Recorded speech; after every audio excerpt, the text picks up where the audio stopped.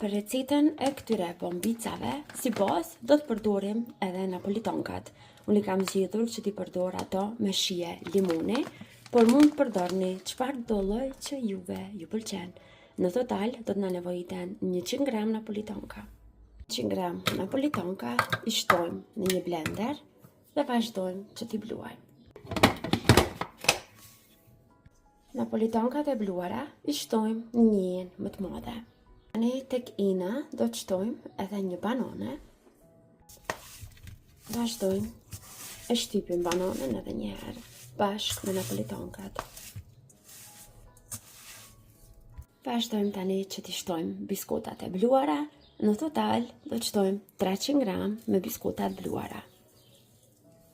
Dhe tani ajo që do I mbledh, do I bën me më shumë shije, është kremi I djathit. Unë zakonisht e zgjedh kremin e djathit sa më kualitet dhe e përdor atë nga labne. Dhe sot kam zgjedhur që ta përdor me shije të limonit. Nëse nuk mund të gjeni nga I njëjti, lirisht mund të përdorni krem labne të thjesht. Në total do të kemi nevojë për një paketim 180 gram. Vazhdojmë që ta shtojmë kremin e djathit brenda. Dhe tani vazhdojmë përzijejmë. Njëherë do të përzijejmë pak me lugë, pastaj do të vazhdojmë me dorë, që të mund ta mbledhim më mirë masën. Dhe vazhdojmë tani me dorë, në këtë mënyrë do ta kontrollojmë më mirë dhe do ta ngjeshim më mirë. Dhe kështu duket, pasi e ngjeshim mirë dhe e përzijejmë mirë, kjo është trashësia që duhet ta fitojmë, pra një prum I mirë I lemuar, njëjtë sikur kur përgatisim çdo lloj bombice.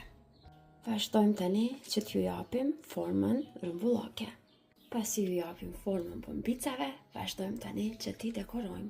Unë do të përdor çokoladë të bardhë për t'i dekoruar. Në total do të përdor 200 gram dhe do të vazhdoj që t'i shkrij ato në avull. Çokoladën e bardhë, pasi është shkrir, e kam transferuar në një gotë që të mund t'i lyej më lehtë bombicat.